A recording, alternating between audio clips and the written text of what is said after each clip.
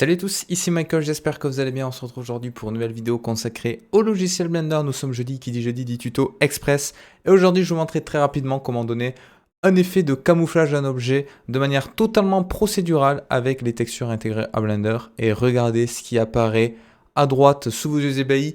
Il s'agit bien évidemment, une fois n'est pas coutume, du Musgrave Texture qui permet de faire des merveilles comme ce que vous avez sous les yeux. Et également pour donner un effet de tissu, donc ça c'est le petit bonus, du Magic Texture avec un bump. On va voir tout ça ensemble. Ok? Donc je vais dans un nouveau fichier Blender, je vais supprimer le cube de base, je vais rajouter une UV Sphere, je vais faire CTRL 3 pour ajouter des subdivisions de niveau 3, clic droit, Sheet Smooth, et là je vais pouvoir travailler sur un matériau. Donc ça va aller relativement vite, c'est le but d'un Weekly Blender, d'un tuto express. J'ai dit Weekly tout à l'heure? Je sais plus ce que j'ai dit. Bon bref. J'ai peut-être dit, nous sommes jeudi, qui dit jeudi dit Weekly, non c'est tuto express, pardon. Je confonds un petit peu les deux de temps en temps. Ne vous inquiétez pas, tout va bien se passer.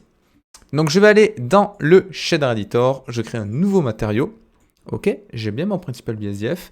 Je suis passé en Material Preview Mode, comme ça je peux voir en temps réel ce qui se passe dans ma vue 3D, parce que si je reste en solide, je vois pas mes matériaux, sauf si j'active les textures, mais ça c'est encore autre chose. Donc je vais aller dans le Material Preview Mode, et là je vais pouvoir commencer en rajoutant un premier Musgrave Texture. Je vais faire CTRL-SHIFT-clic gauche. Si vous avez activé la donne non-wrangler, vous devrez avoir ceci. C'est-à-dire qu'automatiquement, il va rajouter une émission. Donc, c'est un viewer à la surface. Et vous pouvez voir automatiquement la texture que vous souhaitez en bypassant tous les nœuds qui ont été connectés entre-temps. Donc, CTRL-SHIFT-clic gauche, très important, il faut activer le node wrangler pour faire ça. Donc une fois que j'ai ça, je vais pouvoir manipuler un petit peu mon Musgrave. Alors j'ai différentes choses à changer. La première, ça va être d'échelle. Donc en fonction de la taille de votre objet, bon, vous voyez, je vais mettre à 11, ça va être pas mal. J'ai trop de détails, donc ce que je vais faire, je pourrais changer un petit peu la valeur de détail ici, mais c'est pas ça vraiment qui m'intéresse. Moi, ça va être la dimension. En principe, j'ai tendance dans mes tutos à baisser la dimension pour avoir pas mal de détails comme ceci, mais là, je veux quelque chose qui en a pas du tout en fait. Donc je vais l'augmenter dans le doute, voilà, si je mets à 50, c'est largement suffisant. Entre 50 et 2, vous voyez, il n'y a pas grande différence. Donc on va le mettre une valeur très élevée comme ça, il n'y a pas de souci. Et très important, la lacunarity. Ça, je vais le changer pour avoir quelque chose qui passe du noir au blanc à 100% avec des coupures très franches, très brutes, et ne pas avoir de valeur à 0,5, 0,2, 0,3. Je pourrais faire avec une color ramp, mais autant vous montrer l'utilité du lacunarity. Vous allez voir quand je vais passer en dessous les 1, en théorie, hop là, voilà, je vais commencer à avoir quelque chose qui ressemble à ceci. Et si je me mets vers 0,9 par exemple, j'ai bien quelque chose en noir et blanc qui est pas mal. Et c'est ça qui va me servir à faire l'effet camouflage que je vous ai montré au début. Donc je peux, hop là, réafficher le principal BSDF. J'ai mon Musgrave Texture.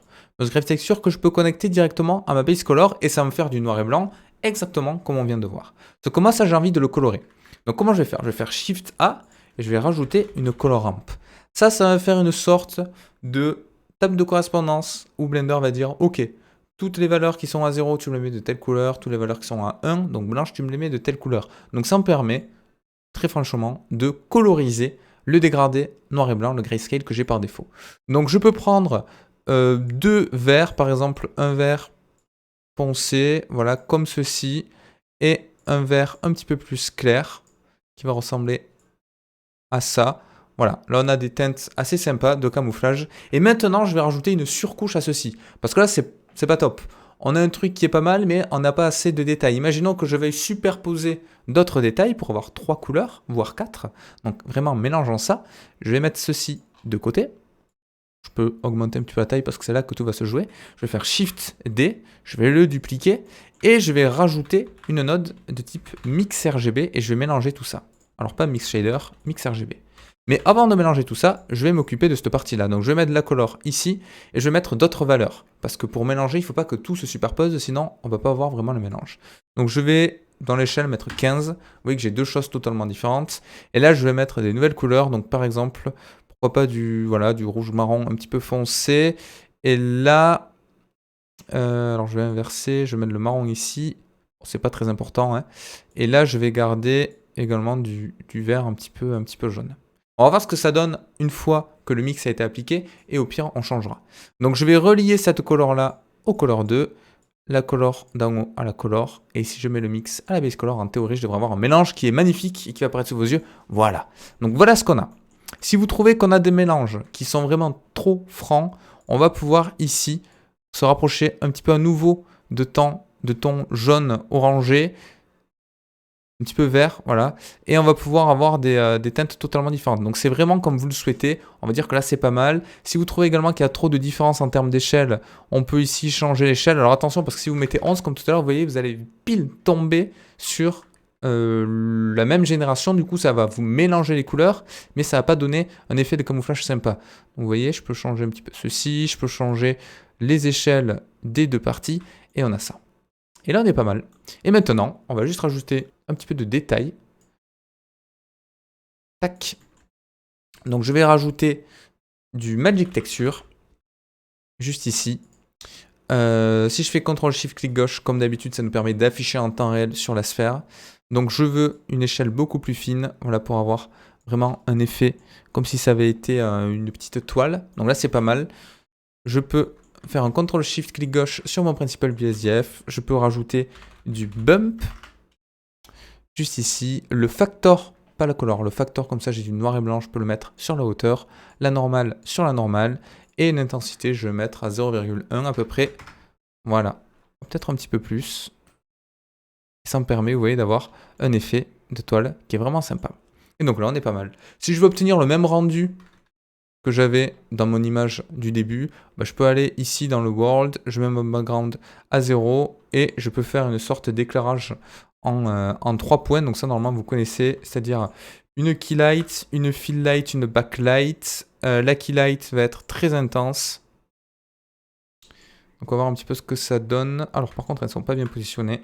En théorie, moi, je préfère faire ça avec des planes. Mais bon, là, on peut faire avec des point lights, ça ne va pas changer grand-chose. Donc j'ai ma key light à droite. Celle-là, ça ma fill light, donc on peut diviser, on va mettre 200 pour avoir quelque chose de très léger. Et ma backlight, on va la mettre légèrement sur le côté. Voilà, pour avoir cette sorte de rime au milieu qui est vraiment sympa. Et là, on a ceci. Et c'est pas mal. C'est à peu près ce que je vous ai montré au début.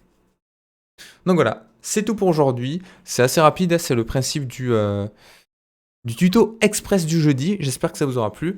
Je crois qu'on m'avait posé la question des fois, plusieurs fois même, c'était revenu, comment on peut importer une texture qui permet de faire du camouflage. Alors là, carrément, on n'importe pas une texture, on la génère procéduralement avec le Musgrave. L'avantage, c'est que tout est dynamique. Vous pouvez traiter le tiling vers l'infini, vous n'allez pas avoir de répétition, tout est seamless. Donc n'hésitez pas à me dire si vous avez appris des choses. Si vous voulez des tutos en particulier, vous pouvez me le proposer sur Discord, notamment. J'y répondrai. Et je vous dis à la prochaine pour une autre vidéo sur Blender.